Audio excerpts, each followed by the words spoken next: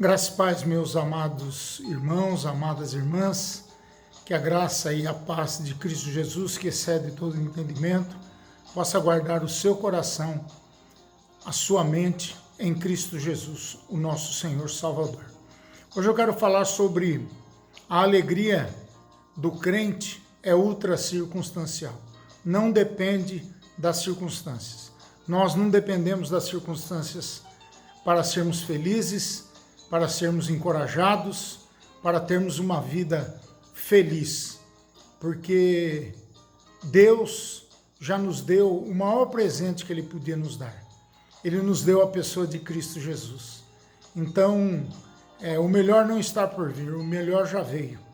Cristo se encarnou, tabernaculou entre nós para nos dar essa vida de abundância, essa vida transformadora, essa vida cheia de alegria. Tiago, o líder da igreja de Jerusalém, ele escreveu para as 12 tribos da dispersão, da diáspora, e essas pessoas eram gente que estava vivendo no vale do sofrimento, perdendo os seus bens, a sua liberdade.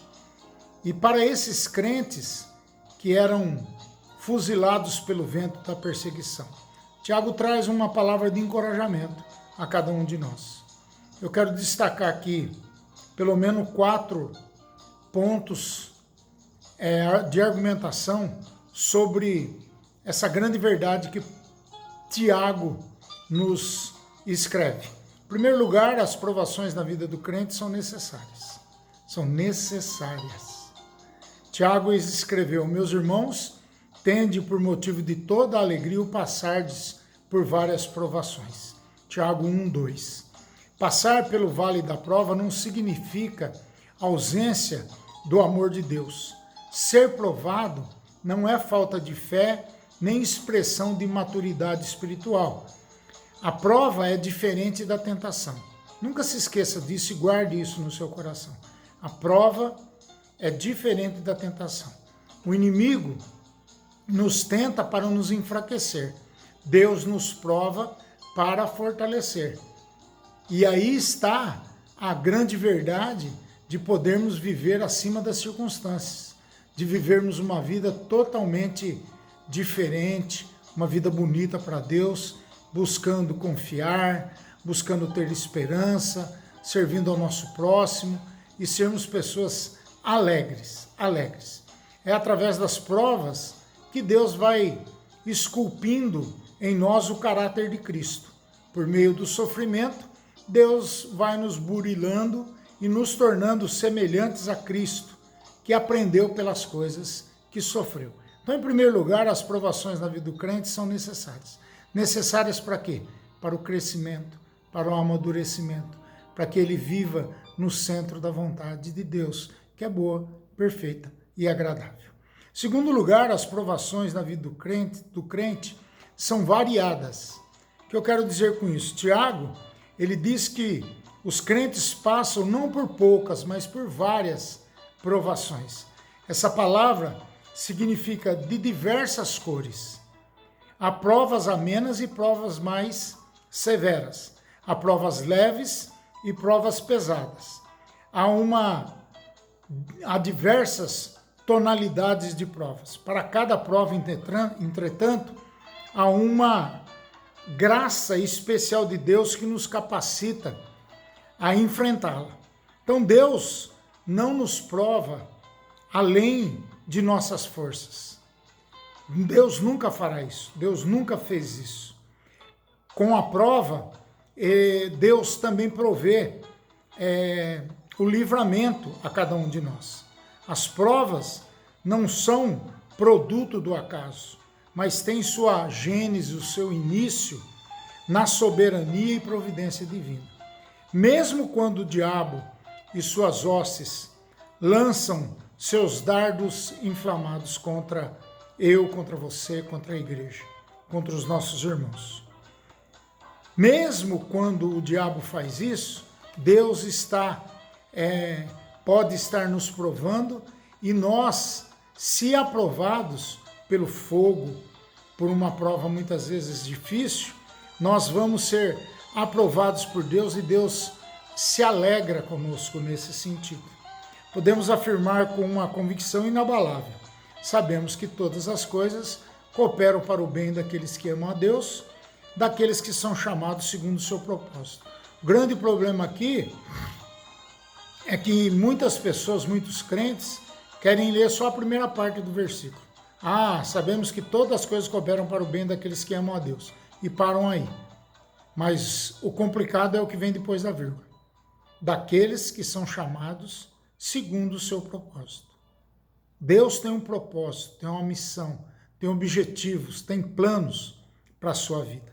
E você deve cumprir com esses planos para que Deus possa abençoar a sua vida, Deus possa abençoar a vida daquelas pessoas que estão carentes do amor de Deus, daquelas pessoas que precisam do seu apoio, da sua oração, da proclamação do amor de Deus para elas. Terceiro lugar, as provações na vida do crente são passageiras. As provas vêm e vão, mas nós prosseguimos na nossa jornada rumo a Jerusalém Celestial, rumo ao céu. Nós cruzamos desertos áridos, tórridos, descemos a vales escuros, escalamos montanhas íngremes e atravessamos pântanos perigosos. Mas mesmo sangrando nossos pés nesse caminho estreito, marchamos resolutamente rumo à bem-aventurança eterna. Nós nos alegramos não por ficarmos nas provas, mas por passarmos por elas. Por isso que o salmista diz que, ainda que ele ande pelo vale da sombra da morte, o Senhor me guardará. E diz que ainda quando ele passa pelo vale da sombra da morte, tem uma mesa, Deus prepara uma mesa no sentido de acolhida, de encorajamento, de alimentação, de celebração da vida. Em quarto e último lugar, as provações na vida do crente são propositais. Então eu disse que elas são passageiras, que elas são variadas, que elas são necessárias. E em último lugar eu quero falar que as provações na vida do crente são propositais. O projeto de Deus é a nossa maturidade espiritual. E maturidade não vem sem obediência, não vem sem provação.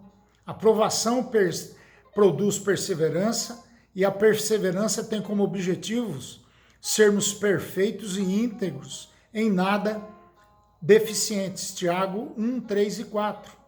Então não há maturidade sem prova. Não há fortalecimento da nossa musculatura, da nossa alma, sem exercício.